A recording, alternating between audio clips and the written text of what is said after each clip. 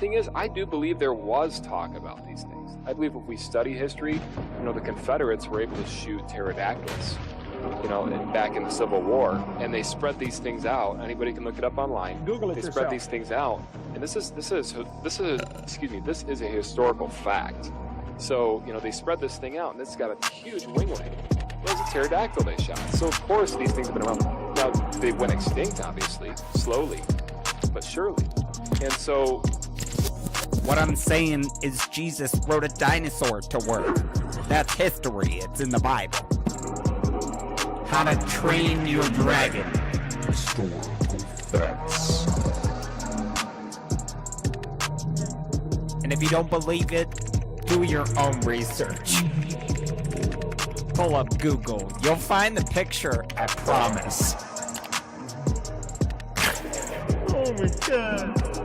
Thank you, John Gleason, Godless engineer, for gifting me this beautiful moment. Y'all remember when they tried to cancel Steven Spielberg for posing with an animatronic triceratops animal rights activist? Back it up. Hit it from the back. Cloaca. Historical facts. Eat my ass, BP. You're down here bailing on the rest of us because you don't want to process your grief and shame like a normal person by drinking and mistreating strangers. No, Rick. It is you who must nibble my cloaca, or bird asshole. Everyone knows what a cloaca is. back in the Civil War, and they spread these things out. Anybody can look it up online. They spread these things out, and this is a historical fact. So, they spread this thing out, and this has got a huge winglet. It's a pterodactyl they shot. So, of course, these things have been around. Now, they went extinct, obviously, slowly, but surely. And so... Paul Bunyan was sharing some Funyuns with his pet velociraptor. Whoa. Oh, you thought it was an ox? Roll back the clock. Let me knock the socks off. Historical facts. I didn't cut out. You heard me. Are you a pervert or something? Okay.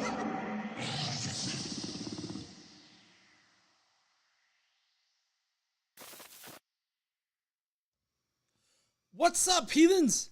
How y'all doing? I got shit all worked out here. I need to get... I think I noticed too late on the video I recorded yesterday that I was a tad bit out of focus.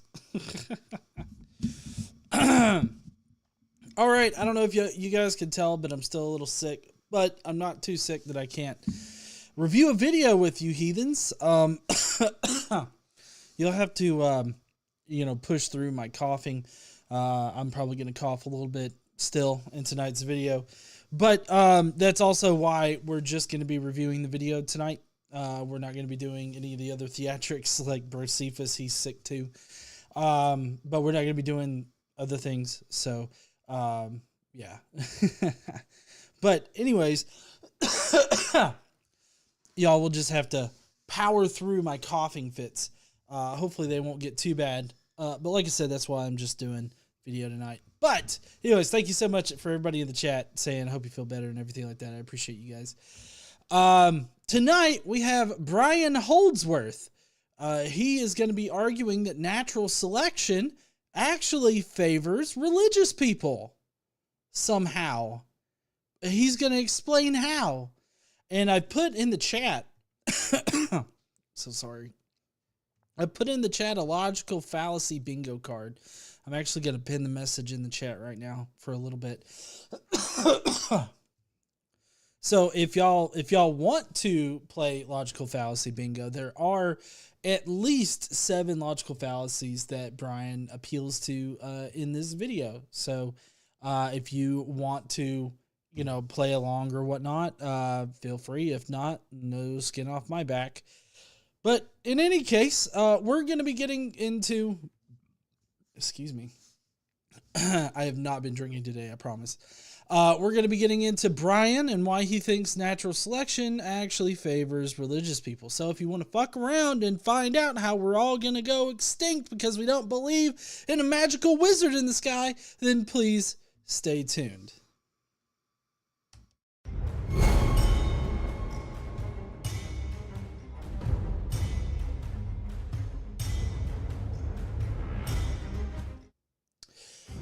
All right. Oh man. All right. So, Brian, of course, is only going to be bringing the best in apologetic argumentation tonight, and we're just going to jump right on into the video. If you guys are new here, any memberships or super chats or anything like that, a portion of it is going to go to a charity. This month, we're donating to. I cannot think of the name right now. It's the Black Entrepreneur charity. I forget what it's called. I mention it every live stream this month, but that's where we're going to be donating this month. So if you want to help us contribute, then consider sending a super chat or anything like that. So, but in any case, we are going to be jumping right on into the video. All right. So if,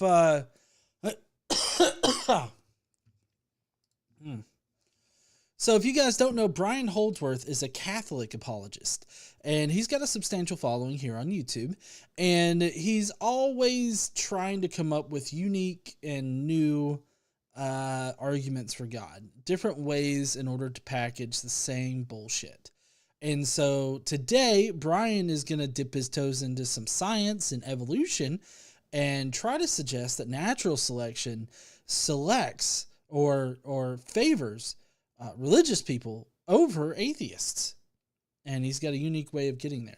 Now, right at the start, just the whole concept of this, I feel, is doesn't make sense. Like, it's definitely right off the bat, it's like, no, this can't be true. And here's the reason why that's my starting position. It's not because I'm an atheist, but I feel like the worldview that most comports with reality is the one that will most likely promote survivability. If you understand your reality and you know how to survive in your reality, then you should be able to survive. I mean, survival is one of the baser instincts that all organisms have.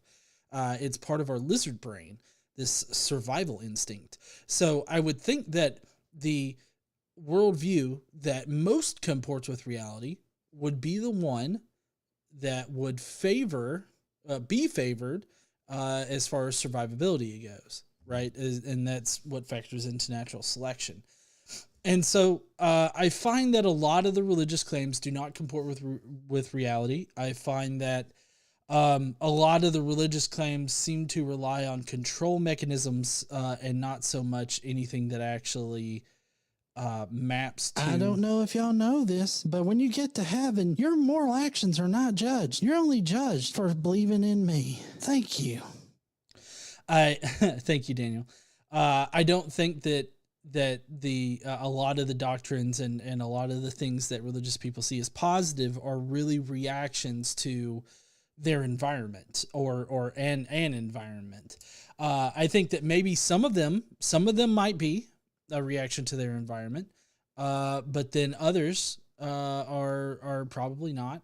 And so I still ultimately feel like a religious worldview, a worldview based on a theistic God or any kind of deity, as far as like relying on that deity in order to survive and traverse this reality, like in order to successfully live in this reality, like believing in that God and God does something for you, that kind of belief, I feel like doesn't comport with reality. In the past, it's been shown not to comport with reality, and it's ended up being very detrimental to the human race. And in that way, a religious worldview that depends on God to do shit in reality, I feel like is not going to be favored as far as natural selection goes, because that causes you to do a lot of things that don't comport with reality, that are very, antithetical to reality, and that can get you killed. And that's obviously not survival. Daniel M says, David says, hi. Hi there, David. I hope you're doing well. I'm a little under the weather there, bud, so it's going to be a short night tonight, but we're gonna get through this video. I hope you have a great weekend though, there, David, and Daniel. I hope you have a great weekend too, there, buddy. All right. So let's get on into the video. Brian, come on, convince me. I'm looking to be convinced. Every time, I'm reviewing these videos, I'm looking to be convinced of God. If God truly is like the better view of the world, like if believing in God better comports with reality, then I definitely want to have my worldview be as close to what's true to reality as possible, right? So, I mean, if this argument can convince me of it, I'm perfectly fine with that. So it's up to you there, Brian. Let's do it.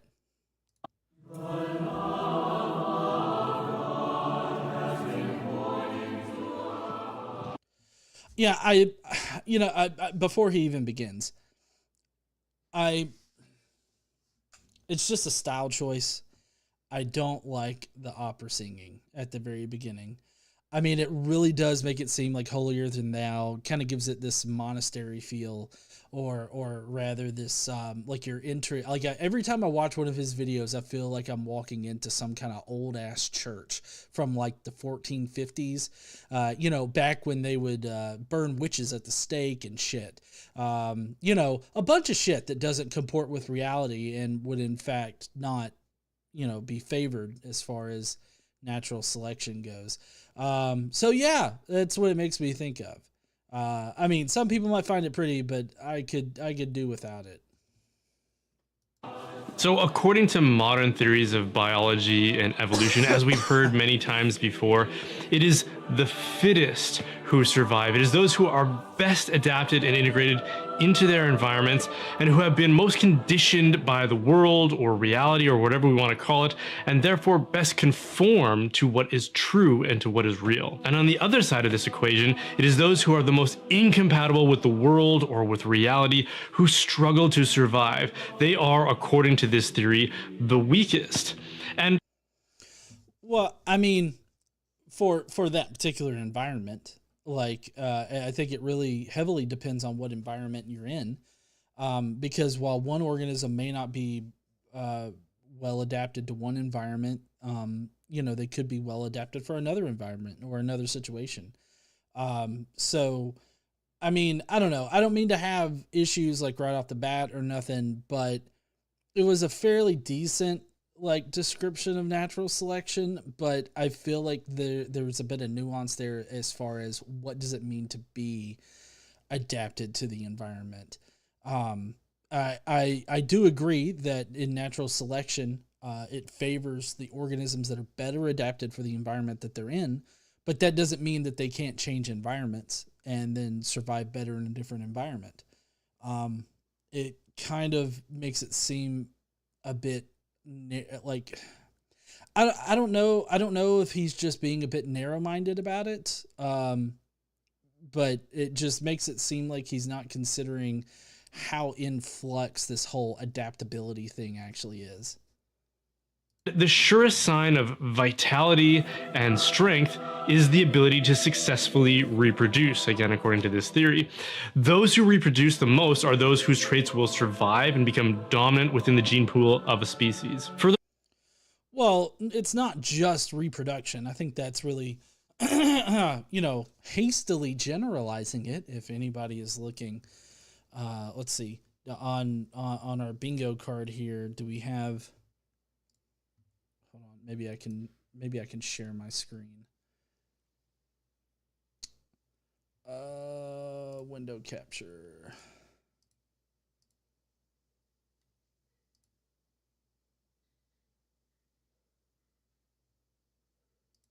Let's see.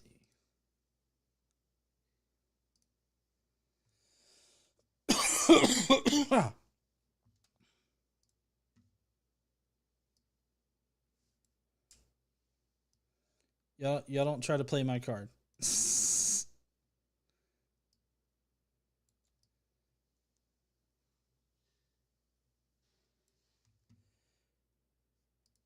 Hasty generalization.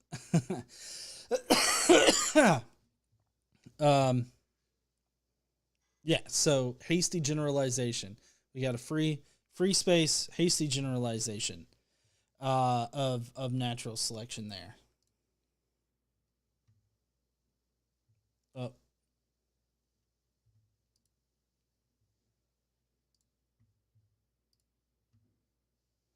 Okay.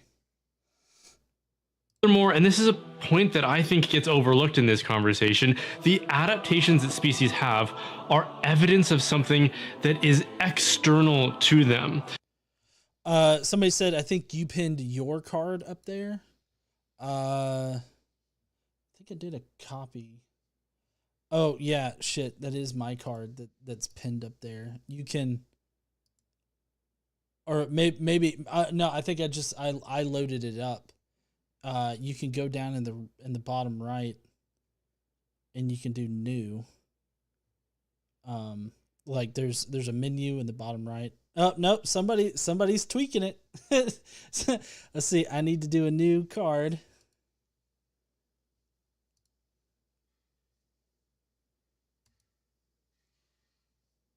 Let's see.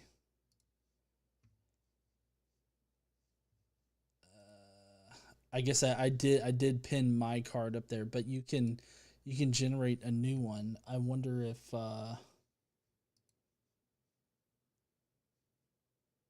I don't know if me generating a new one is gonna like erase it or something.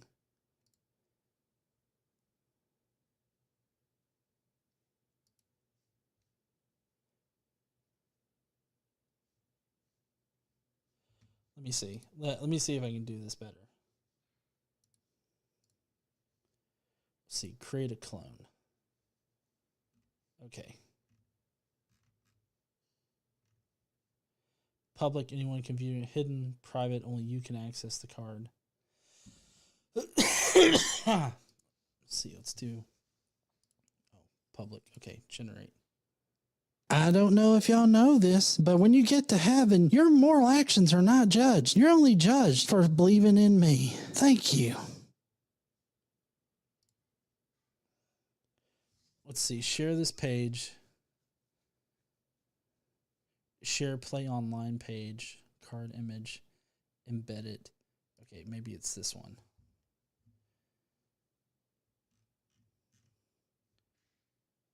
X? No.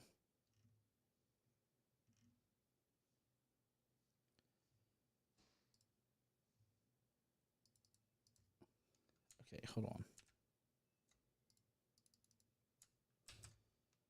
Maybe it's the first time I've used this. Are you caught up on Big Brother? Yeah, I'm caught up on Big Brother. I wonder if that CB9 unpinned message. I did do a clone. I cloned it so that maybe, let's see.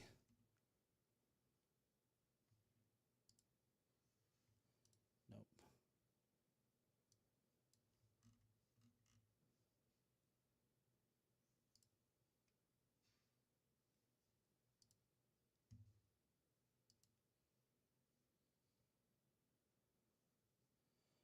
Okay, print or download full screen. Nope, that's not what I wanted.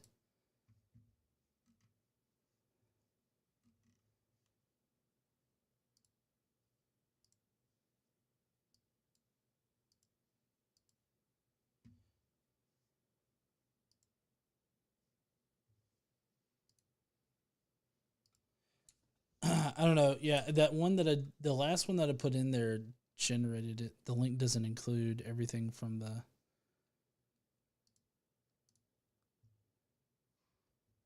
I think that one right there should work.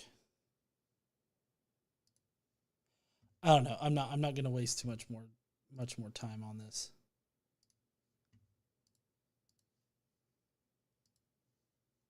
Generate card.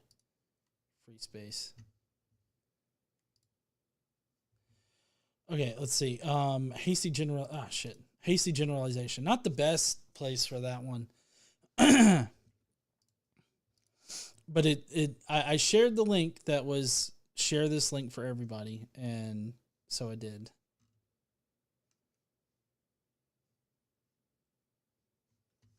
Okay, I don't know how this will work. Anyways, let's get back to the fucking video.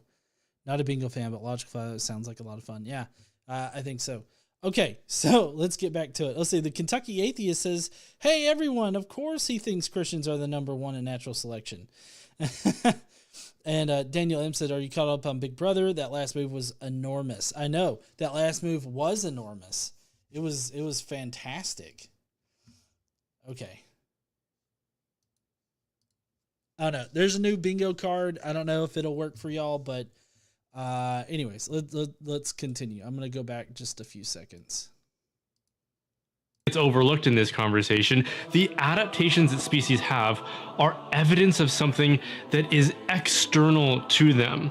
For example, a bird with like a long beak, like a hummingbird, directs our attention to something external to it in the real world, like nectar that is hidden in small and hard to reach places, which can only then be retrieved by a long, narrow beak. A giraffe's long neck brings our attention to the kinds of vegetation which makes them uniquely adapted for the kinds of environments that they live in. The blubber of a seal points to the extremely cold climate and the conditions that they inhabit. And you might even argue that if human beings are the most highly evolved organism, if we are the most capable of survival, the most able to adapt and overcome our adversities, well, what is it that's unique about us is our rational ability, which our rational ability.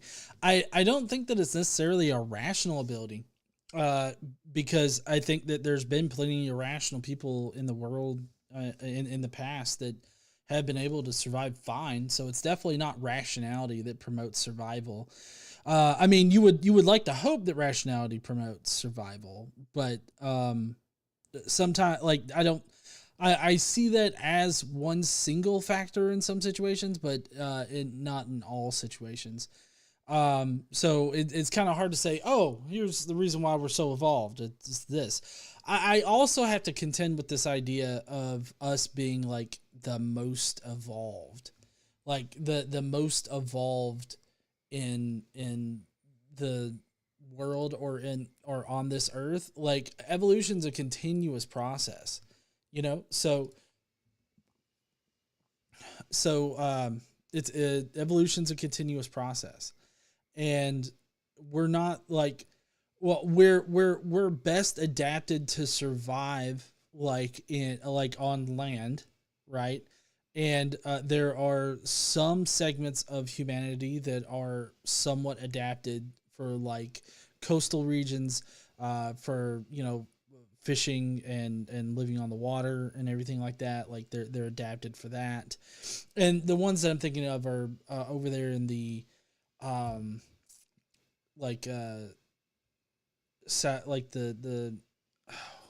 forget which area it's in. It's like in the Philippines area or someplace. There's this one tribe that has actually developed a mutation in their blood cells that allow them to stay underwater longer. And this helps them with fishing and other things that they need to do. And so that's just a mutation that's developed and promoted survivability. And I would say that like a lot of those, those kind of cultures and a lot of the cultures in the past would not be rational as far as a modern standard of rationality goes. So I think that you could definitely be irrational and still survive and propagate. So I don't agree with his assertion that rationality is what has allowed us to evolve to the point that we are. And I also think that humans are well adapted to survive in certain environments, and then there are other environments where we're not so well adapted to survive in. Like, we're not well adapted to survive in like water or at sea. I mean, we can. Like, we've developed ways. I think that it's our ability to manipulate our environment that has allowed us to survive. Like, we've been able to manipulate our environment to where it is survivable for us. You know, other animals can't do that. Well, some animals can't do that. You know, there's like beavers. Beavers will build dams, and so they manipulate their environment. And there are other organisms that manipulate their environment in order for them to survive. So, I mean, I think that is probably a way more influential thing than rationality goes. Would point to something of intelligibility or a current of reason which exists within the universe. Again, this all tells us something not just about the organism who lives, survives, and reproduces, but about the nature of reality that the organism inhabits. So like, I mean, with his whole current of reason, or his whole argument about reason and rationality, I mean, there are plenty of animals on this planet that don't exhibit either of those attributes, and they've been able to survive and thrive just fine without those things, especially without God. So, I mean, obviously that's not the thing that promotes survivability. It's, and it's definitely not a mark of being well adapted to the environment. So I don't know. Then what do we make of the fact that the samples and demographics of human beings that are most invigorated by their existence, most enthusiastic about being alive, and most enthusiastic about reproducing are religious people? Now, I mean, I feel like this is a bit of an appeal to tradition, because, a lot of religious people appeal to the tradition of like traditional family values. Traditional structure of the family. They also like to appeal to the tradition of having large families. They like to appeal to the tradition of having a lot of kids just in general. In the past, that would be so that like 2 of your kids could survive, right? Because, we're talking about religious people in the past. And so I'm not meaning to be like, speaking pejoratively about religious people now, but in the past, people would have large families because they would try to pray away diabetes, or the kids would die easily of sicknesses. And since the advent of science and vaccines and other kind of healthcare technologies, people are able to survive longer. And kids were able, like the infant mortality rate is down in most of the country. There's still one part of the country that's has faith healing in it. I believe that's like in Idaho or something like that. And they have like one single county has a higher infant mortality rate than the entire state of Idaho, if I'm not mistaken. And so I feel like while appealing to the tradition of having a large family, or appealing to the tradition of religious people pushing large families, or a traditional family in general, I don't think that that's necessarily indicative of like a survivability trait in modern reality. Like it was like I could definitely see that being a survivability trait back when, you would you'd have 15 kids and only like 5 of them survive or something like that. Like I understand it then, but now with the technologies that we have, these kinds of large families are just not generally like it's not exactly I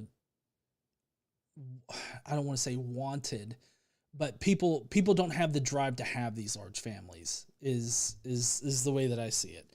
And also there's the insinuation here, and he gets a bit more explicit about it here in a minute, but the insinuation that without God or religion, that there's no reason to, live a full and happy life, get married, or this is the assumption of, you get married and you have kids.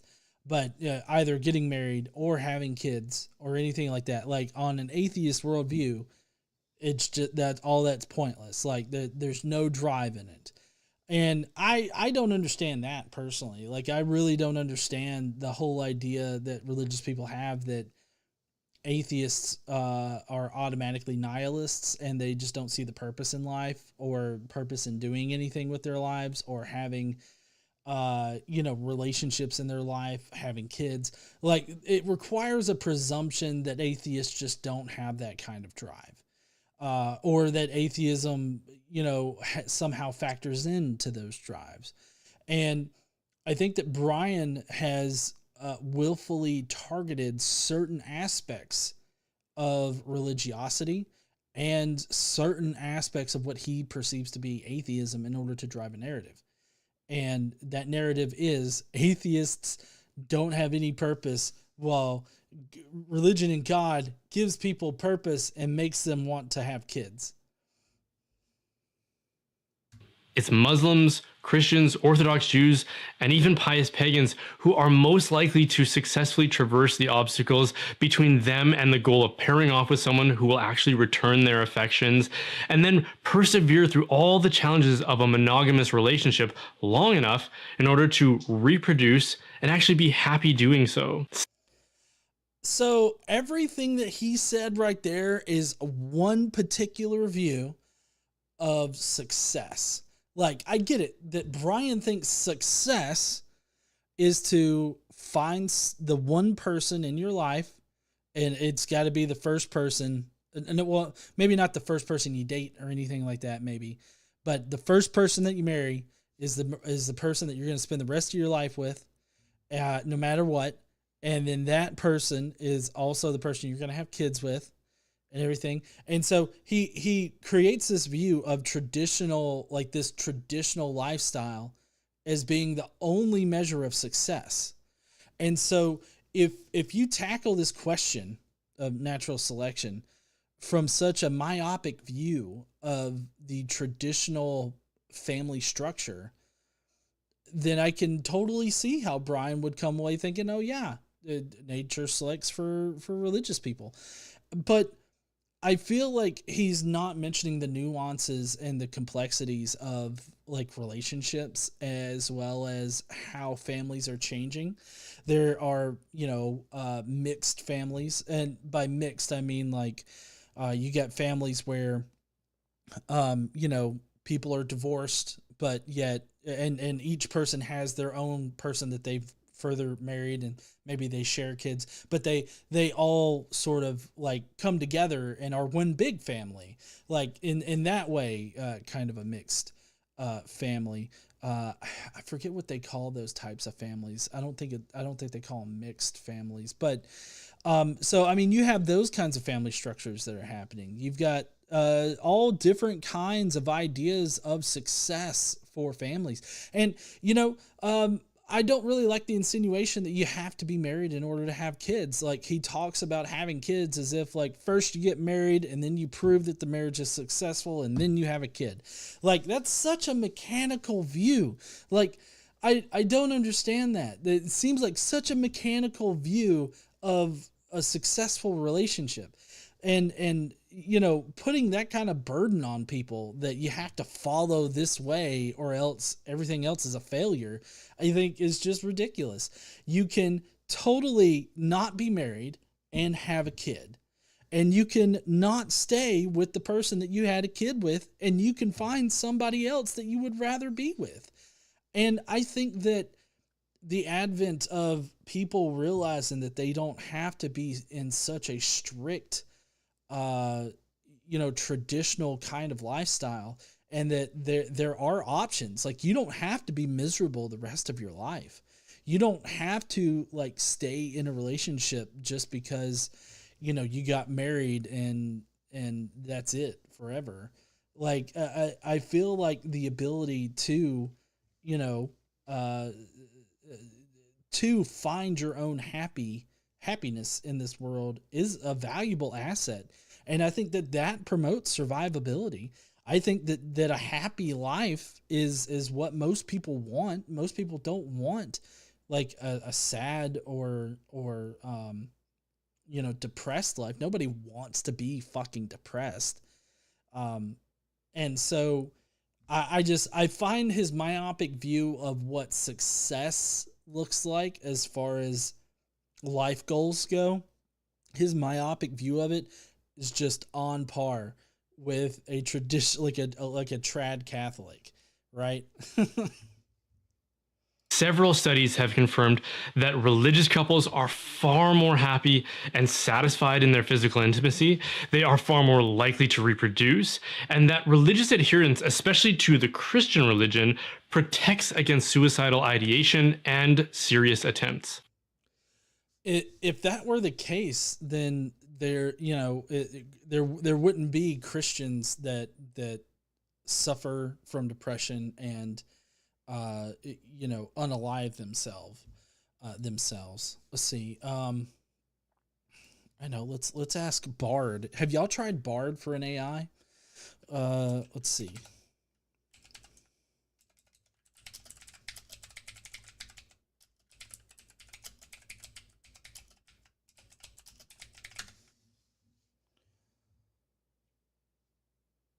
I just asked Bard how many Christians unalive themselves each year. Let's see, the number of Christians who unalive themselves each year is not specifically tracked. However, according to the World Health Organization, suicide is the 10th leading cause globally.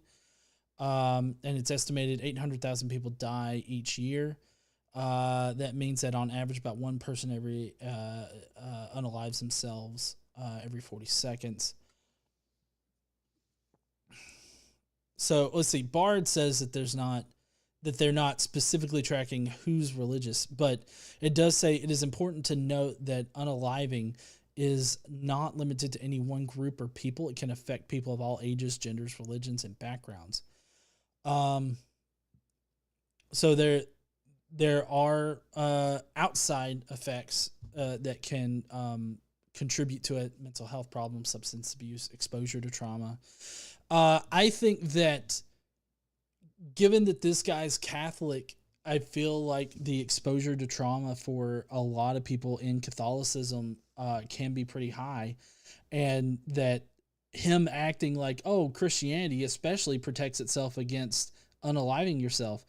And if that were true, then there would be a significant less amount of people that are Christian, like, unaliving themselves, but we don't see that. I mean, I feel like it's across the spectrum of whether you're religious or not, as to whether or not you're unaliving yourself. But if the number of non-Christians who are unaliving themselves is higher, I feel like it's not because we don't believe in God. Like, it's not that we don't believe in God or we feel despair about, not believing in God or there not being an afterlife or anything like that. I feel like what religion does, and maybe he would see this as like a survivability trait. What religion does, and I've compared it to this before, it's like in Big Daddy when Adam Sandler covers the vomit with newspaper. That's what religion is. You have this vomit that's like your mental health problems and issues in your life, and you use religion to cover the vomit.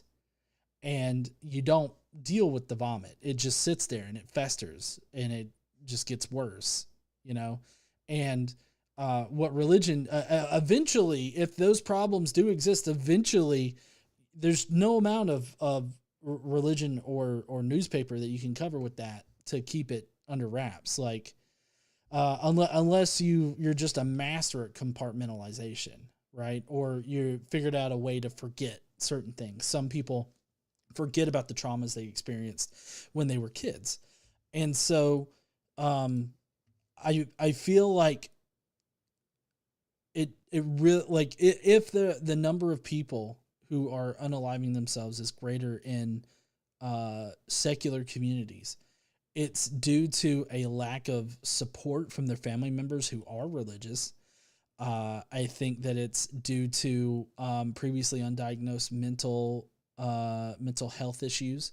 I think that there are a number of contributing factors, and to whittle it down to just, oh, well, you don't believe in God anymore, and so your life's meaningless, and that's why you end up unaliving yourself. Like, that's such a myopic view of mental health in this instance. And to sit there and act like Christians are somehow protected against mental health problems. No, buddy, you need to wash that delusion out. Pick the fucking newspaper up, see the vomit, your own vomit that's there, and start to clean it up. And that's what a lot of secular people start to do once they leave religion. Like they leave religion, they lift the newspaper and they see all the vomit everywhere, and it's like, well, shit, I got to start cleaning this up. I know, like, it didn't happen immediately for me after I left religion, but I mean, the vomit was there.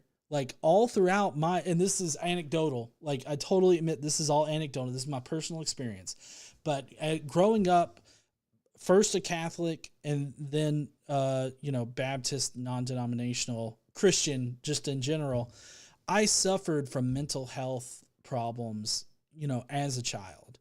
And the solution as far as religion goes is to just, make up this God in your head. At least that's what, in retrospect, that's what I was doing. I make up this God in your head who is just going to love and comfort you instead of like being taught how to love and comfort yourself or having other people provide love and comfort for you and take care of you. I mean, you just sort of pretend that it's not there. Like you make up this whole thing where you just pretend it's not there.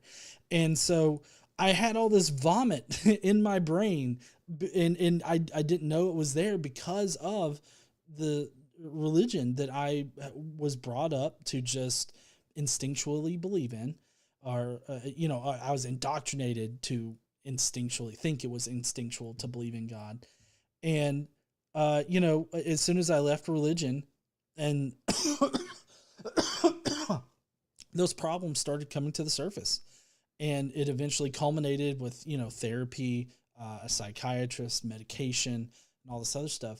The point is that I got help for it, right? But it was still all of this trauma that I had and that I just used God to cover up in one way or another. Now, I'm not saying that religion necessarily what was the trauma that I experienced, but I definitely used religion in order to cover it up and act like it wasn't there.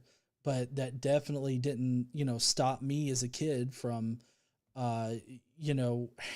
exhibiting those issues and it going untreated, So I totally disagree with Brian on this point. I know I've been rambling for a bit. My dog doesn't need that. He's just ready to go when he wakes up. He doesn't ask himself if the benefits outweigh the costs. He just goes. We, however, are constantly reflecting on such deliberations, both big and small. I think that representing dogs as not having ability to do like sort of a cost benefit analysis, I don't think that he doesn't have the expertise to say that. And he's not presenting any kind of experts that show that dogs don't have the ability to do cost benefit analysis. But I would think that as part of a survivability trait in animals like dogs, you would need to do some kind of like cost benefit analysis. Now, that's not to say that they have a perfect sense of it, or that they're like, or that any one dog can be like, I probably shouldn't do that. But I would say that they on a rudimentary level, I would think that they would be able to be like, nah, I probably shouldn't try to jump that gap to get that rabbit. Like, I can't make that. I don't really think that he's really understanding what cost benefit analysis is, as far as in the rudimentary way that animals would be implementing it. And I think that, you could go online and you could see videos of dogs now doing those kinds of things. You see cats, doing their little moves to try to jump, and then they fail to jump. And it's like, well, they fucked up their analysis.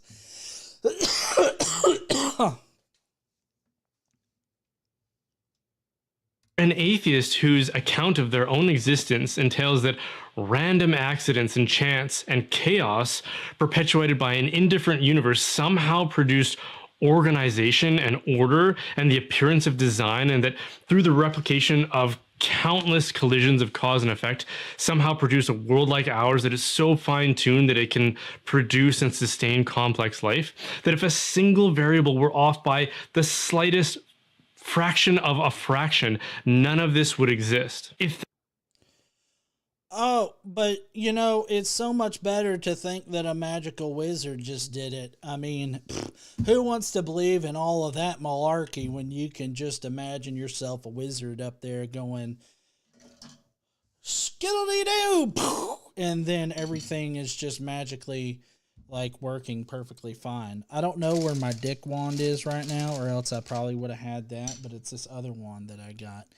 So, I mean, you know, it's easier to think. Jesus loves the little children, maybe a little too much.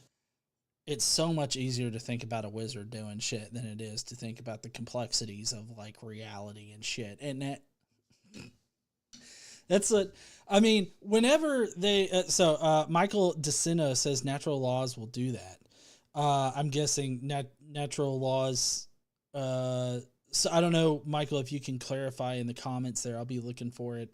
You don't have to do another super chat for it, but natural laws will do what?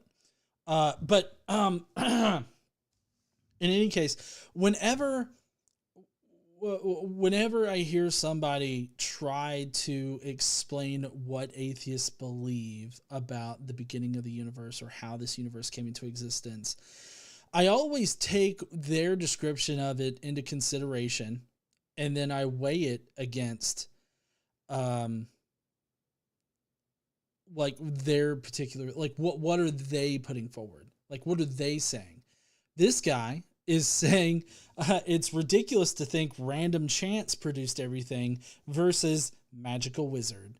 And like, when you put it in that particular perspective, I mean, I feel like it's more like random chance than it is magical wizard.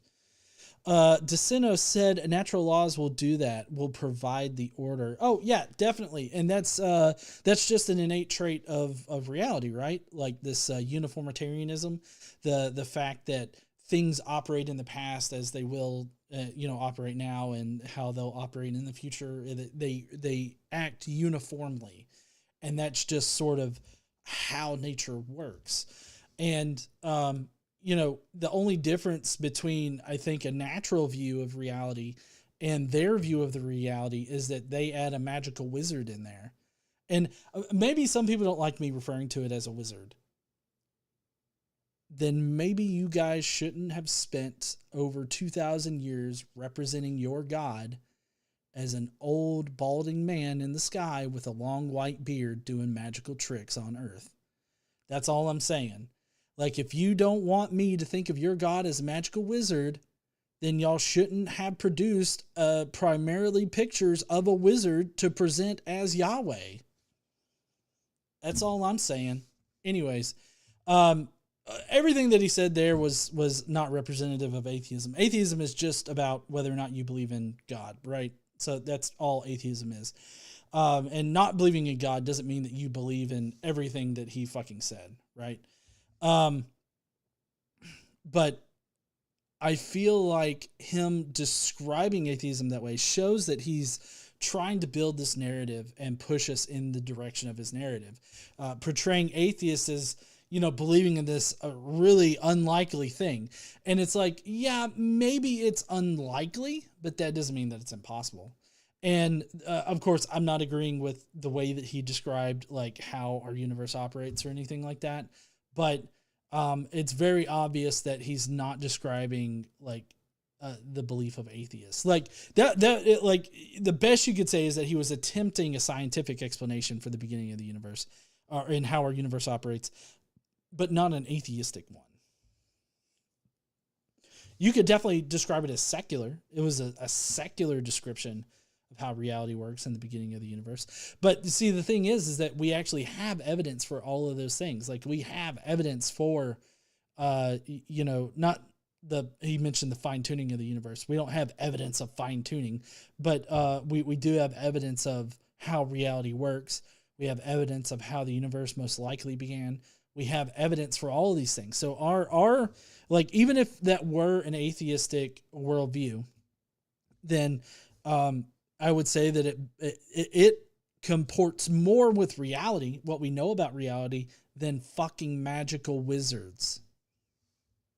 that's what you believe about why you exist, then what is your reason for carrying on? Why bother? Why bother mustering up a second wind when adversity surrounds you? Why bother getting back up when the chips are down? If all your hope is in this life alone, then hope is an utterly irrational delusion. I don't think so. I don't think hope is an utterly irrational delusion. Also, he makes it out to be like all atheists are depressed. At least, maybe he's not directly saying that, but it's definitely an insinuation there. At least I feel that coming through, is that all atheists are depressed, or atheists have no reason to look forward to life, living their lives, or being successful, or anything like that. And this automatically assumes that atheism is nihilism, or that all atheists are nihilists. And I wouldn't even say that the way he described it is indicative of nihilism. I think the way that he described it would be somebody suffering from a mental health concern. Like, it would be a mental health concern. Like, they have something that's wrong with them that they should probably see a therapist or a psychiatrist about, because that's depression, and it affects everybody, even Christians. Even non-Christian people suffer from depression, because that is a legitimate health concern that affects you no matter what you believe. We got a new member. What's up there, Howard? How you doing? Becoming a mafioso and shit.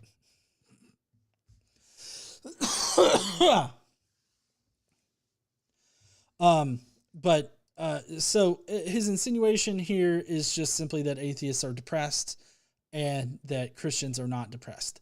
And I feel like he's presenting this really myopic view of this dichotomy. It's a false dichotomy. And so I feel like he's just sorely misrepresenting the situation. And I think that downplaying the concerns for people's mental health and putting it in terms of, oh, well, you must not believe in the correct way about God.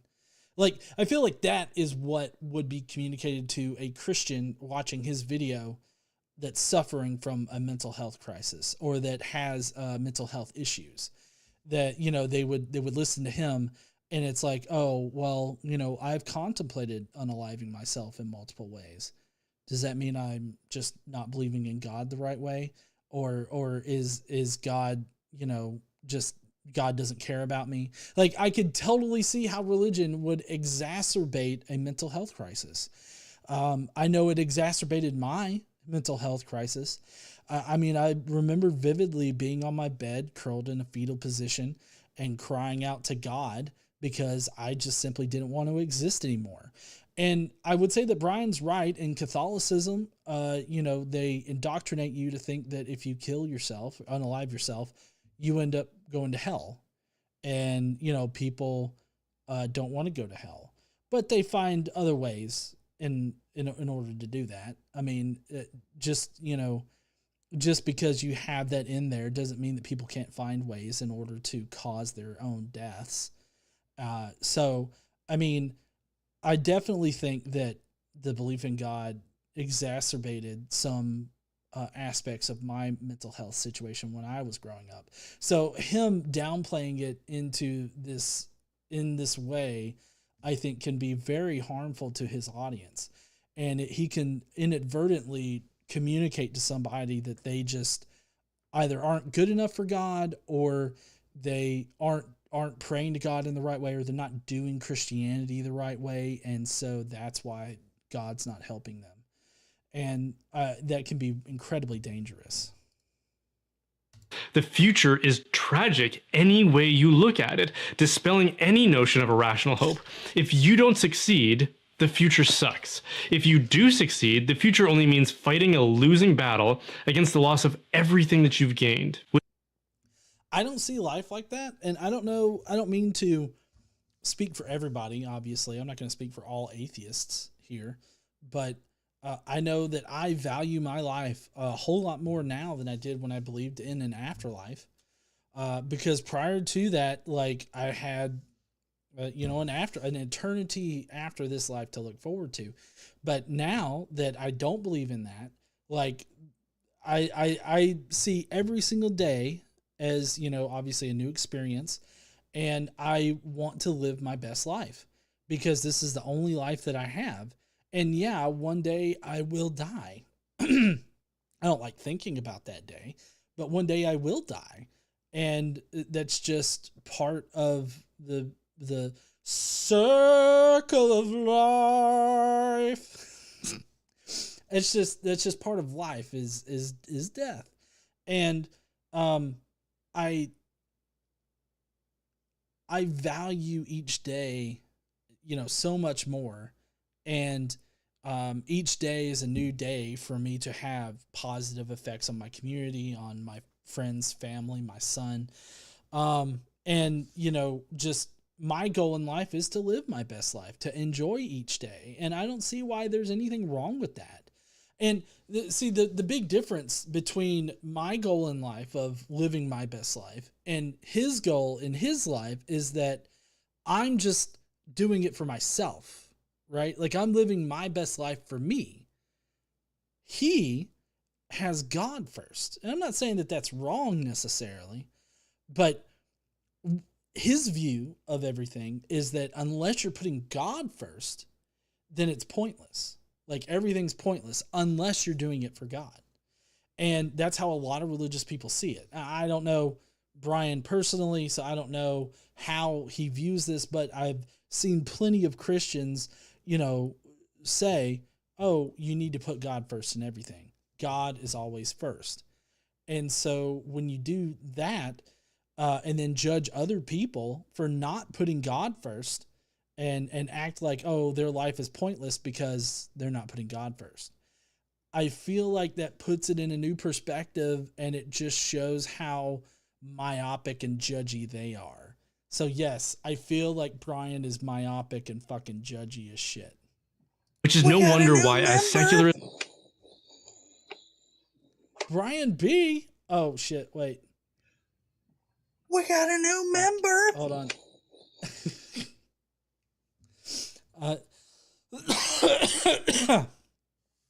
Having to cut all that shit off because apparently a bunch of memberships are renewing tonight. Has become more pervasive and influential in places like Europe and North America and the developed world, our ability to reproduce has dramatically declined below replacement levels. Well, I don't think that's because of atheism, though. Like, he's like, oh, atheism has risen in Europe and birth rates have declined. Therefore, it's because of atheism.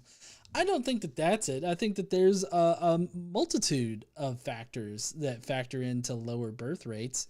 I feel like, you know, a lot of people breaking out of these sort of traditional views of the family and everything like that probably contributes to it. And that doesn't necessarily only happen to atheists. There are plenty of other religions that don't place a high priority on reproduction. Now, Catholics, just to put this, put it into context here, Catholics don't believe in contraception, right? They don't believe in wearing condoms, even though condoms will protect you in various ways, not only from getting pregnant, but from STDs, STIs. It's just, you know, safe sex practices, basically. But Catholics are notorious for being against condoms, against other forms of contraception. And so, like, they have this idea that you should only have sex when you get married. And then when you do get married, you should have sex only with the idea to procreate. And so, like, if you have sex while you're married, then you should expect a baby. As long as you're having sex while you're married, then you're, I guess, expected to keep producing babies. And so they have that whole idea going on in, like, traditional Catholic stuff. But I did look up and see, you know, what religions don't put a huge emphasis on reproducing. And of course, you know, Brian is going to be focusing on Catholicism, specifically Christianity on the whole. Buddhism doesn't put a big emphasis on procreation. There are certain forms of Hinduism. There's Jainism. There are certain new religious movements, and there are certain indigenous belief systems that also don't put an emphasis on like reproducing. And I mean, there's even certain segments of like Catholicism and Christianity in general that doesn't put an emphasis on reproduction. Like, the abstinence that they see their monks and their priests and nuns taking those vows of celibacy. Orthodox Christianity has a similar thing for their priests and monks. Apparently, Anglicanism and Episcopalianism, within their tradition, there's a diversity of views regarding family and reproduction. Many Anglicans hold traditional family values, but there are also liberal and progressive branches. Unitarian Universalism, that's also another religion similar in form. It's a theistic kind of thing. Then there's also Quakerism. I don't know how rampant that is in the world. And then, of course, progressive Christianity. They also put an emphasis on like personal autonomy and personal self-worth and all this and things of that nature that don't prioritize like having a family and all that kind of stuff. So, him stating all of this, linking atheism to lower birth rates, just shows that I don't think that he's actually looked into the complexities of why there are lower birth rates. And I don't think that which of course he's Catholic. I feel like he's just pulling all of this shit out of his ass in order to push a narrative. But I feel like, him not discussing the nuances here shows that he's just looking to misrepresent atheism and atheists in order to argue for this natural selection of religious people. Those who are most committed to a secular vision of the world are way less likely to pair off and to make the kinds of grand and ambitious commitments that are necessary to risk marrying someone and to make all the sacrifices that are necessary to reproduce and to raise those offspring so that they can persevere in the enterprise of your genetic succession. So this right here assumes that you have to get married first before having a kid. He is myopically only focusing on his traditional view of the family and his traditional plan for having a family. Success can come in many different forms. You don't have to get married in order to have kids, and it's perfectly fine if you don't want to have kids. I mean, if you don't want kids, then don't have kids. I think that one of the bigger problems in the world has been, at least in the United States, I don't know about the world, but at least in the United States, one of the bigger problems has been people that have been forced into having children, or that haven't wanted children but had children because, their spouse wanted children. And, for whatever reason, they didn't discuss that particular aspect before getting married. And so now they're having kids, and, one of the parents doesn't want a kid. And I think that only ends up producing, children with mental health concerns. I think that, if you don't want a kid, don't have a kid. And there are plenty of people out there that are having kids that don't want kids and put them up for adoption. And you know what the fucked up thing is? Most states, they don't have private adoption agencies that are not religious. Like, at least here, I don't know about in the northern part of the U.S. or the more secular areas of the United States, but here in the South, at least in Alabama, the only place that we could possibly adopt a child from as atheist is the state. Everybody else requires you to be religious, requires you to get a statement from a pastor that you've been to, you've gone to their church and they state that you're, part of the church and everything like that. They have all of these religious requirements in order for you to adopt a kid. Of course, they want to force an 11-year-old to have a child here, or, well, I guess in Mississippi, it's a 13-year-old, right? A 13-year-old's obviously able to take care of and provide for a child, but these atheists over here who live in, such a nice house and manage all of their own money and all this other shit, they can't actually take care of a child. No. But even in the state, it's like a little bit fucked up because apparently the parents here in this, and we've looked into this, apparently the parents that give up a child, they can request that the adopting parents be religious. And of course, here in the South, that's what everybody asks for, is for the parents to be religious. And so that's a fucked up thing, is that these religious people force people to have children that these people don't want, and then these kids get put into the system, and then it's only religious people that can adopt those children, and then those religious people get those kids and fuck them up with religion and end up producing kids with mental health concerns, you know? And so it's like a vicious cycle, and I think that, you know, not wanting to contribute to that cycle is perfectly fine. I think that not wanting to get married is perfectly fine. You don't have to be married in order to have a successful relationship with somebody.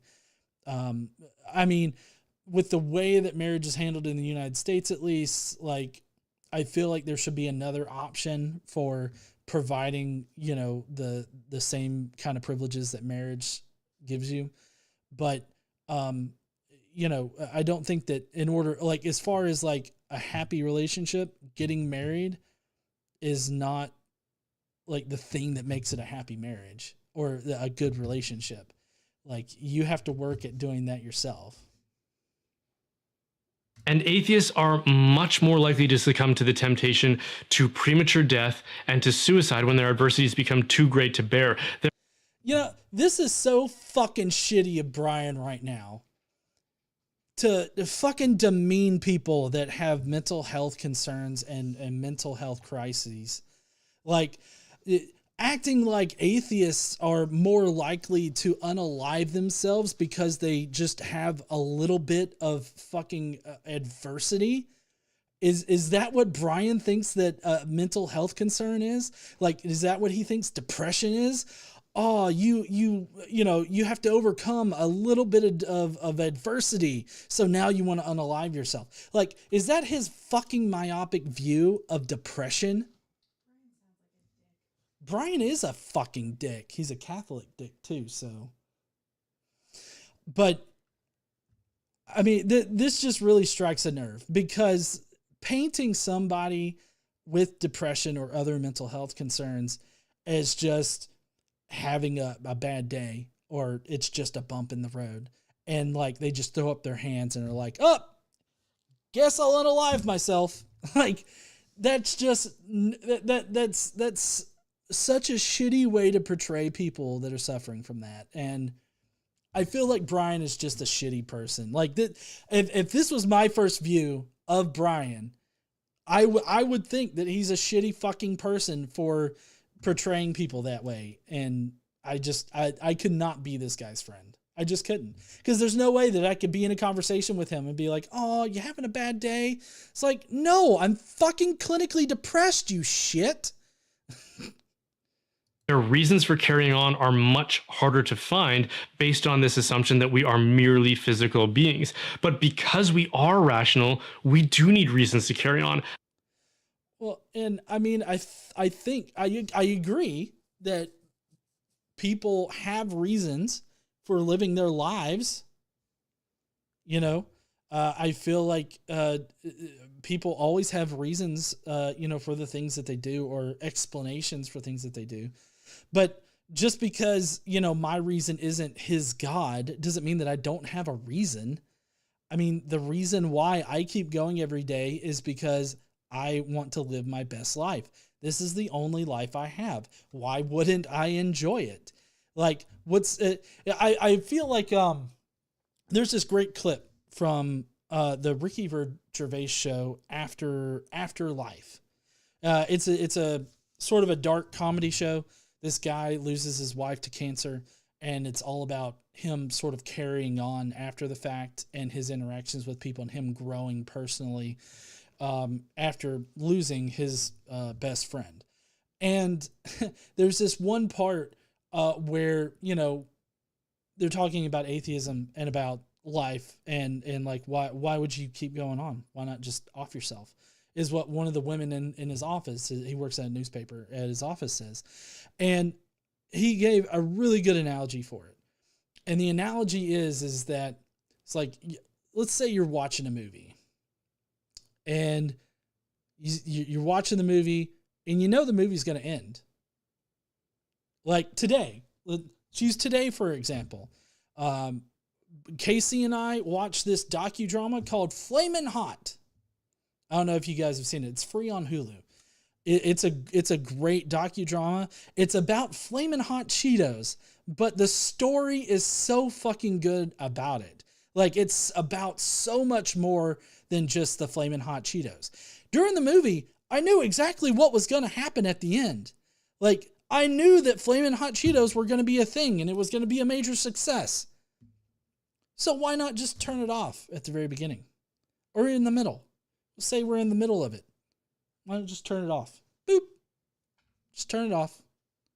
And the woman in Ricky Gervais's show says, well, I wanted to continue watching it. And Ricky was like, exactly. Like, I want to continue in life. Like, I want to enjoy my life. Just like I wanted to enjoy the story to that movie. I want to enjoy the rest of my life. I don't understand why there has to be any transcendental reason for it other than I just want to enjoy life. Like, you don't have to have anything more than that. But assholes like Brian Holdsworth here thinks that, which I have to say, every time I say his last name, my brain just goes, the caucasity of this motherfucker. Okay. But, I can't remember what I interrupted myself with, but it pisses me off the way that he discusses this subject. Especially when things become difficult. The religious view of our existence actually provides those reasons and motivations. In a sense, those who are religious are best adapted to subsist in the real world that we find ourselves in. And you see, this is why I don't understand, like, why, because like, let's weigh time, right? So if you have a finite time here on earth, but an eternity in heaven, how does that, I feel like that would ultimately devalue your time here on earth because eternity is so much more valuable. Now, I'm not saying that every Christian views it this way or anything like that, but for me personally, I have a hard time of seeing the value in this particular view, because, you know, if you have an eternity waiting after this life, then, you know, why not get there quicker, you know, kind of thing. And so, I mean, I'm just showing how you could turn it around on him, because he's acting like, oh, there's so much reason and everything like that in order for religious people to stay alive. And it's like, is there? I mean, I think that there is. I mean, obviously people value their lives, whether they want to say they're doing it for God or not.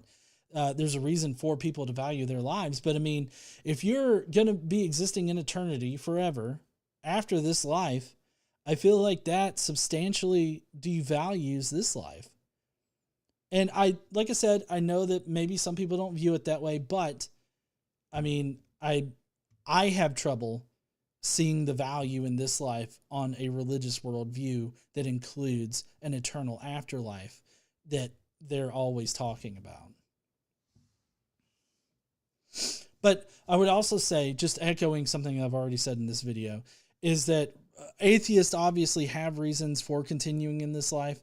And I know, at least for me, a lot more value on this life emerged after I became an atheist. It's not that I devalued life prior, but it's more like I didn't really think about it. Like, it's like, oh, I'm going to live for eternity afterwards. I don't have to worry, kind of thing. So it was more like a dismissal of the value of this life rather than embracing the value of this life. Like all the other adaptations that we observe in the natural world, which point to something outside of the organism that is so adapted, I would argue that what makes us stronger for life to get up and embrace each day with hope and with gratitude, necessary ingredients for the flourishing of humanity, this points to the reality of something outside of ourselves, which is that God actually truly does exist, and that by and there's the crux of it. It's a huge fucking circular argument. That you have to presume that God exists because that gets you the religion that teaches you to, you know, persist in life and gives you all this reasons for continuing to have kids and get married and all this other stuff. And all of that points to God existing. It's just a huge fucking circular fucking logic train there. And I feel like that shouldn't be convincing to anybody. worshiping him, we are more fit to live and to reproduce. Just like the tall tree exists in relation to the giraffe and shapes and forms it. Just like the cold climate exists in relation to the seal and shapes and forms it. I mean, again, it depends on environment. I believe that the giraffes had probably migrated to an environment where the trees were getting taller and taller. And so the giraffes the proto-giraffes, the animals that became giraffes, the ones with longer necks were able to get the better vegetation, so they were able to survive and thrive. And so I think it's about changing environments. And just like with the animal that the quadruped that was on land and eventually incrementally moved out to the sea and became a whale.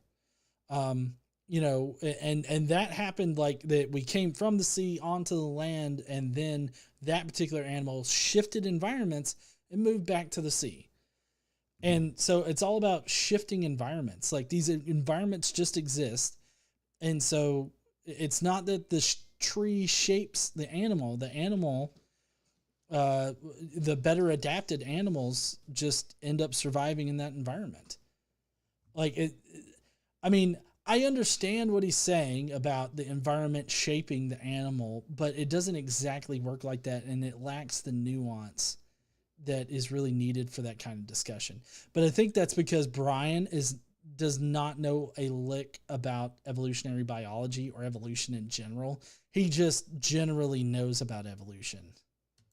I think it also bears recognizing the fact that the vast majority of people alive today and who have lived throughout the scope of human history have had an innate trust and belief that there is more to this life than can be explained through mere material observation, that we have a soul, that God exists, that there is an afterlife, that there are spiritual... No, so how do we know that there's an afterlife? We don't know that. Nobody knows that. You could talk about near-death experiences, but we can't tell when those experiences occur. So we don't know that they actually occurred while the brain was dead. A soul? Are you fucking kidding me? There's literally no evidence for a soul. You have to have faith in a soul in order to believe in a soul, which means that you just don't have evidence for a soul. And we also know that, like, what we perceive as the soul is definitely physiologically connected, because you can change the brain chemistry and brain structure, and you can effectively change someone's personality, their entire being. So, I mean, you're just simply fucking wrong on all counts here, Brian. Dimensions to reality, and that truth, goodness, and beauty are transcendentals. When you...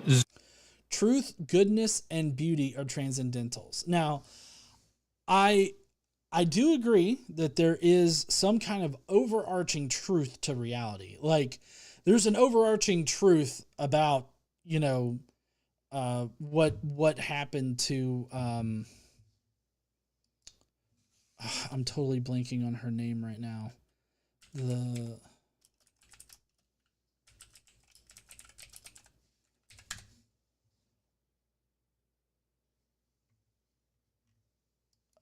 The pilot woman that disappeared. Amelia Earhart. I don't know why I was blanking on her name. Amelia Earhart. Like there's an overarching truth as to what happened to Amelia Earhart. There's an overarching truth as to what happened to those settlers on Roanoke or at Roanoke. Like there's an overarching truth to these things. Like these are things that truly happened in reality. So, I mean, I don't think that we'll ever know when we've like attained like this overarching truth, or that this overarching truth will become known to us. I don't think that we'll ever know that, but I don't think that there's like a transcendental good like that implies some kind of like absolute goodness, and I feel like good itself is a subjective thing. Like anything can be good depending on like your end goal. Like if your end goal is sabotaging a plane, then maybe I don't want to do that. Maybe if your end goal is fixing a fight, then, you know, bribing a boxer is the good thing to do. Like that's the good thing to do. If your end goal is to have a fair fight, where somebody doesn't take a dive, then it would not be a good thing to bribe one of the boxers. That would be a bad thing. If you wanted to look in terms of like legalities of it, it would be a bad thing to bribe the boxer to take a dive. Like that would be against the law. So, I mean, it really depends on your end goal as far as what's good and what's bad. It's subjective. He said, truth, goodness, and what he said one last thing. Hold on. We have a soul, that God exists, that there is an afterlife, that there are spiritual dimensions to reality, and that truth, goodness, and beauty. Like truth, beauty, truth, goodness, and beauty.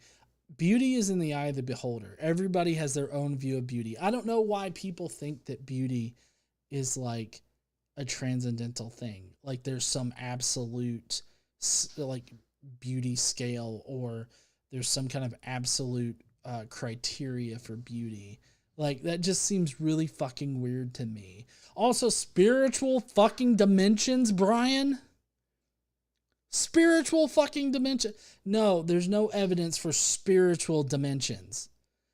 I mean, there's anecdotal evidence, like people with their experiences, but we've never been able to verify those experiences. And anecdotal evidence is always going to be the weakest form of evidence that's out there. Like even tonight, I've given some anecdotal evidence, but I don't think that anybody should take that as like representative of atheists or people in my particular position in general.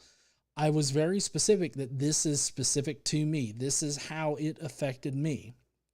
And so I just don't understand this, like, I don't understand this whole transcendental beauty scale or criteria. Are transcendentals. When you zoom out to that kind of sample size to inquire about and observe. You're fine. The human species, it is only a tiny minority who have embraced the alternative view that there is nothing more than what we can see and taste and touch and smell.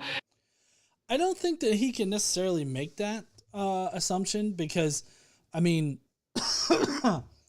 there have been atheists, you know, across time, and the definition of atheists has changed over time. I mean, even in our own lifetimes, atheism has changed, because, like, you know, the one view of atheism that was a predominant view was the philosophical definition of atheism, meaning the hard atheist route of, you know, there is no God, or that, you know, God can't exist, or something of that kind of nature.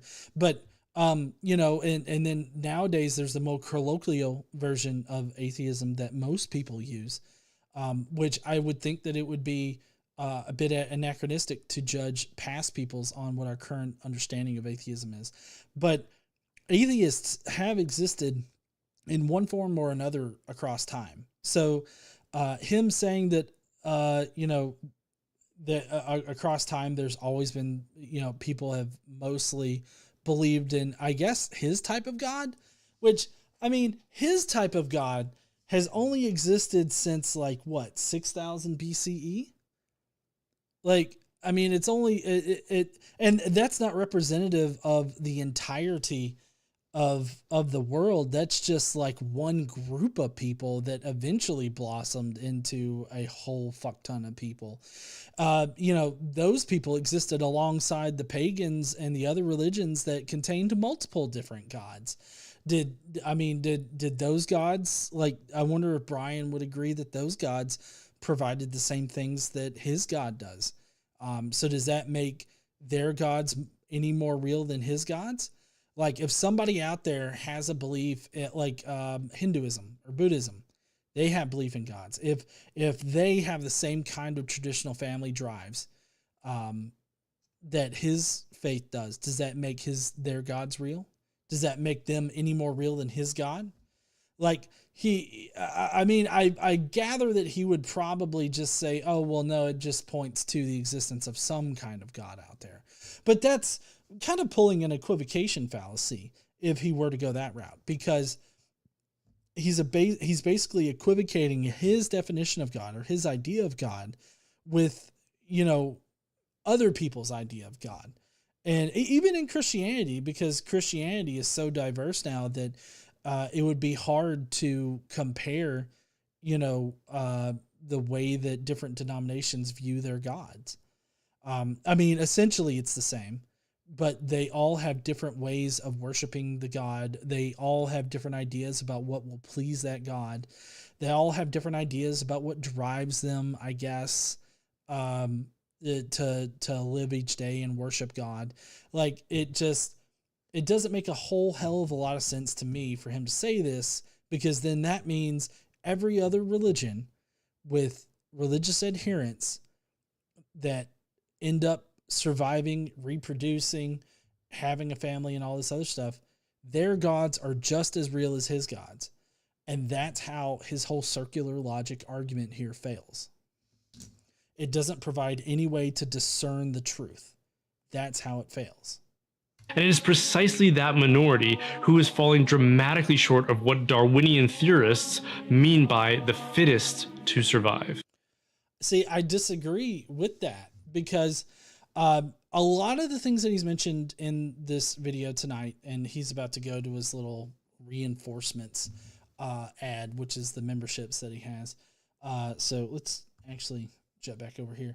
So many of the things that he mentioned tonight, like lower birth rates, lower proclivity to to be married, to have children, you know, all of those things are incredibly nuanced, and there's mixed like scientific studies on it, because you could find scientific studies, like one or two, that would say, oh yeah, religious people, they end up happier in their marriages.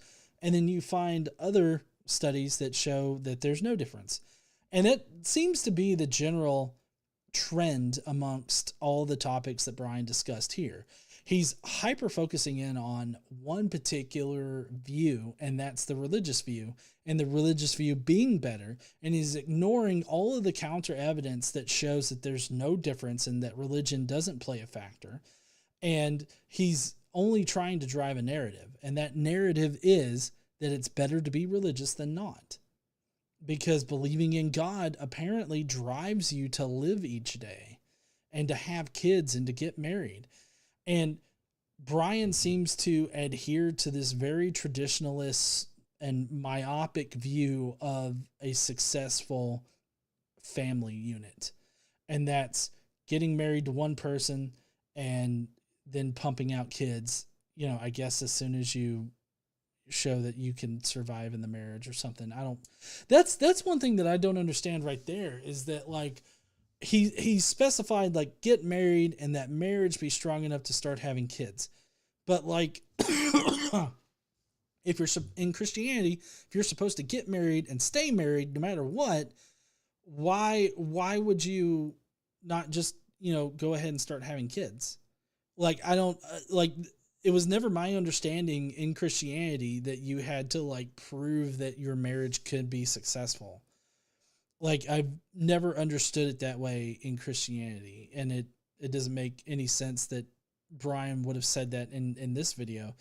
But in either case, he's just woefully misrepresenting atheism and atheists in general, and it's rather shitty of him to do. The caucasity of this motherfucker. I love that word now, caucasity. I mean, I don't say it all the time. I'm saying it all the time right now because of Brian Holdsworth. Somebody with one of the whitest names that you could have.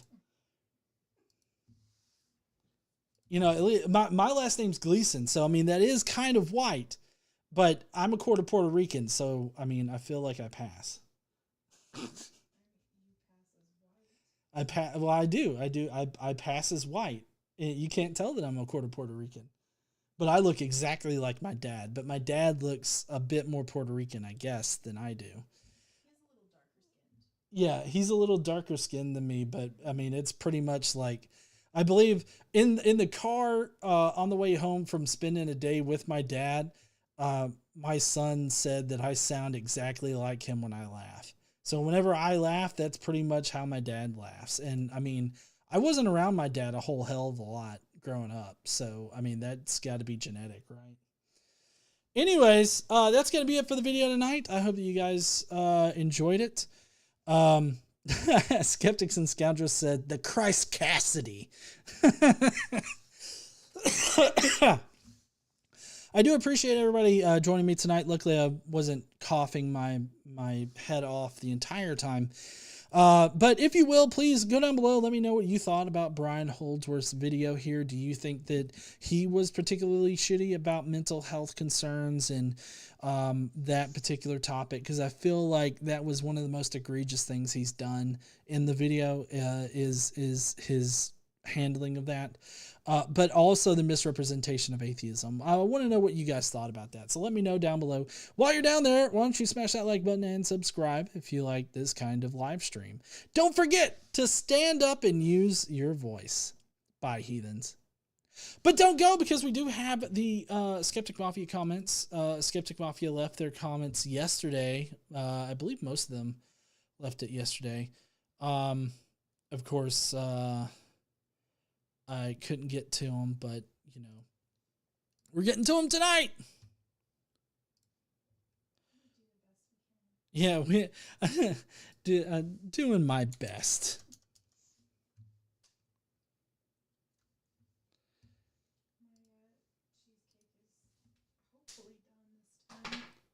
Oh, okay. Oh, you're already done with your cheesecake? I hope it's done. I cooked it at a lower temp than the recipe said, so I'm having to cook it longer. But I hope it's done this time. If it's not, I'll just set the timer for a little bit longer. Okay, cool. Casey makes awesome cheesecake, guys. Y'all, and it's keto. It's keto cheesecake too. So I don't get to have any because it's for her mom. All right. First up's Command Sideboard, who says, "Hello, world." Oh no, boys and girls, it's that Brian guy in Brosevis's mother's voice. He's not the Messiah. He's a very naughty boy. I don't know what his mom sounds like. Let's see. Brosevis would sound like, he's not the Messiah. He's a very naughty boy. So I guess she would maybe sound like, he's not the Messiah. He's a very naughty boy. Back to normal voice. In other words, this gonna be dumb. Oh dear, let's start with screwing up how biological evolution works royally. Why is it so hard to understand what genetic evolutionary fitness actually entails? In layman's speak, it should have been more like survival of the not horribly bad enough. I suspect highly religiously motivated people will answer higher than actually true in such studies. I think like the feeling of dissatisfaction in their relationships and everything. Like, I feel like a lot of people would say, yeah, it's a good relationship. But it's like, but girl, he fucks you up every Friday. And it's like, yeah, but he's great the other 6 days. I'm not saying that all religious couples are abusive or anything like that. I'm just saying how it might be like negatively affected. How the relationship might be negatively affected by religion. Either because they don't feel religiously allowed to claim dissatisfaction, or even when they haven't, or because they haven't learned anything of the sort is even possible to ponder. Thus, they end up in really shitty relationships, but pretend to be happy about it. And by the way, isn't there a trend where the world's most non-religious countries keep scoring the highest on the happiness index? Well, yeah. Of course, Brian didn't mention that, but he's only looking at the number of people that are in happy relationships. And so I think that, and he's also looking at it from a 10,000 view, like a 10,000 foot view. So he's looking at like world sort of studies, or maybe even myopic studies, like just studies in the United States. So not necessarily an accurate representation. Parts of reason certain religious groups tend to have larger and earlier amounts of kids is that the irreligious don't really adhere to the quiverful demographic, nor listen to the Pope's banning contraception. On the other hand, we haven't got holy books condoning or even advocating for domestic abuse, spare the rod and such. And while we can't be scared with hellfire, we're more likely to seek counseling from someone who actually knows proper psychology. My sources? I think I've heard it on the internet or something. There definitely are plenty of sources about that, but there are Christian counselors and everything like that. So there are Christians that do, seek help from that. But the way that Brian painted it tonight was definitely like Christians don't suffer from this. And I think that that's horribly myopic and possibly dangerous. Anyway, as always, consider the well-being, and I hear from a bad authority that is 15 foot long. Smash all the buttons, ring-a-ding-dong. Insert a free shilling here. You get emojis in the chat if you support the channel, and you also get the satisfaction of supporting the Godless Engineer channel. Michael Decino, Decino, I don't know how. Decino, maybe it's Decino. Thank you for your super chat. I'll read it here in just a minute. But thank you for that. But as far as like becoming a member goes, normally in normal times we would have like podcasts and hangouts and all that kind of good stuff, which I've been slacking on here recently. With the podcast especially, one thing that you definitely do get is if you want to be able to choose the video that we watch on Friday or Saturday nights, is joining the Skeptic Mafia at the mafioso level. You get to pick the video and you get to comment on the video, and that's what we're doing right now. That's all, folks. Thank you and good night. World transmission terminated. Thank you so much. Drew's Book Reviews says, scroll past them. Hello, everyone. It feels like it's been a while since I've dropped in. Been busy with 2 jobs, life and all. But wanted to drop in and say hi. Not sure when I can join the live stream again. But for now, hello. Hey there, Drew. I don't know if you're going to catch this on the replay, but I hope you're doing great, man. Ninjester says, well, I have some bad luck for you, Brian. I mean, bad news. Brian, tons of Christians died during the pandemic thing that we had. That's a good point. I didn't think about bringing that up. I brought up the Idaho faith healing people that kill their children regularly with prayers. But that's also really like the many Christians that got COVID and died because they, thought the blood of Jesus was going to protect them like it was a shield in Diablo 4.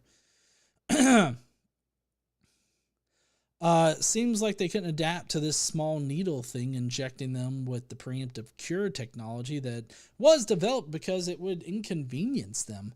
They also refused to allow to regulate pollution and stop climate change because it would inconvenience. Wait, these these notes must be wrong.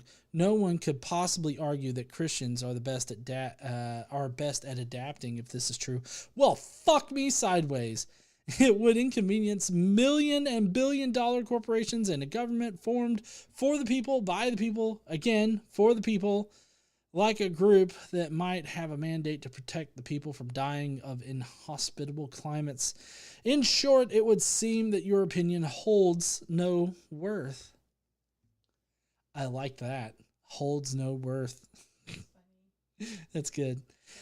It's better. Oh, clever. I think it's better than his original last name. If you want to listen to less of my ramblings, join the Skeptic Mafia so that you can voice your opinions, make GE enforces policies about comment links by giving him more comments to read. That's right, you can shut me up with just a few dollars a month. Thank you so much, Ninjester. Terrence Clark says, just because I wasn't put here for a reason doesn't mean I don't have a reason to be here. That's a good point. I'm pretty over apologists telling me I should be depressed and suicidal all the time because things don't go on for eternity and there isn't a prescribed purpose for my life. As Camus said, the struggle itself towards the heights is enough to fill a man's hearts. We must imagine Sisyphus happy. There's plenty right here, right now, to give me meaning, purpose, joy, and fulfillment. I couldn't agree more with you. Also, I know Catholics, the OG Quiverful movement, have a hard time understanding this, but we can't always fuck our way out of problems. More babies is not a solution or a marker of success. I totally agree, and like I said before, I think that one of the issues that the previous generation had was people that were forced to have children that didn't want children, and that manifested in adults with mental health concerns that have gone, untreated. And I think that is a significant problem, in my opinion. Deus Ex Tomatoes says, again, couldn't watch it, but can't wait to see your rebuttal of it. We all know what time it is. It's ASCII time, and it's a fucking buff-ass. Like, what did Kirby do? Eat the rock? Like, holy shit. Or Arnold Schwarzenegger. Kirby, sucked up the Terminator and became Kirby. That's Kirby's out to kill John Connor, and that's the only thing that he has on his mind right now. It's buff Kirby. See, Kirby was just a weak little pink blob, but due to rapid evolution, she. Does anyone even know what gender Kirby is? Them. That's safe. Them is safe. I mean, it's something I've never thought about. But anyways, if you want to be buff too, go ahead and give that like button a loving caress and smash the subscribe button on your way out. Make sure to dingle the dongle so that you're notified and all that stuff. In the meantime, remember, Casey is almost always right. Drink some goddamn water, eat your fucking fruits and veggies, and be kind to tomatoes. They are the most delicious if you're kind to them, after all. Thank you there, Deus Ex Tomato. Appreciate you. The Kentucky Atheist says, that's a good one. The hubris it takes to deny much of the natural world and processes, yet turn around and say that it also says Christians are the best is astounding. Look forward to your perspective. Well, I hope you enjoyed it there, Kentucky Atheist. And now we got Brian, Jonathan Nickel. Yes, Nickel. Who says, I'll give Brian some props here in the beginning for at least having some understanding of natural selection, correctly pointing out that it is those best suited for their environment and live long enough to reproduce who pass on their genes to the next generation. After that short burst of whatnot to a creationist would be a profound enlightenment, he goes off the rails. He talks of religious groups such as Christians having more babies. This is not because they are more capable, but groups such as Quiverful are trying to have as many children as possible in order to win more souls for Jesus or whatever their ideology. This has more to do with filling the pews than perpetuating the species.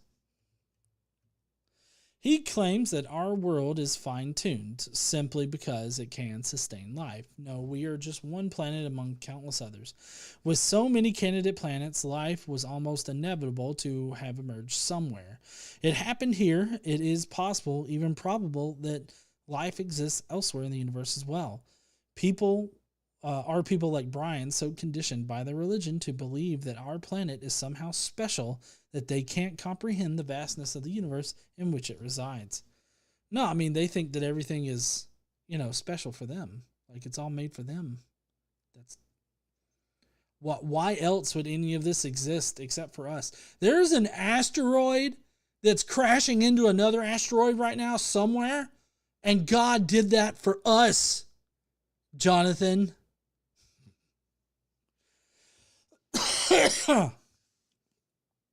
He tries to assert that atheists have no reason for living. That tired old religious cliche. I would argue that my life has far more meaning without religion than with one, and that not believing in any gods gives me the freedom to determine my own purpose. Life is whatever you make it, and even if everything I achieve is worthless 1,000 years from now, it has meaning for me and those around me at this moment. I certainly don't need to appeal to emotion, which he concludes with. Brian can't seem to cope without the emotional crux and empty promise of religion. For that, I feel sorry for him. In conclusion, though, I would ask how a process that is natural by definition, natural selection, could possibly have a supernatural explanation, a God. That's a good question there at the end, because I don't think that, you can describe God in a natural way, because God is supernatural by nature.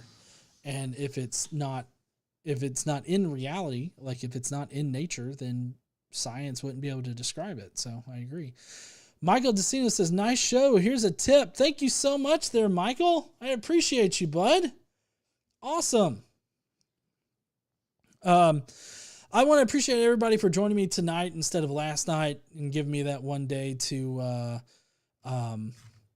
sort of rest up. I think I'm going to take some nighttime medicine and some cough syrup and let my voice rest and everything.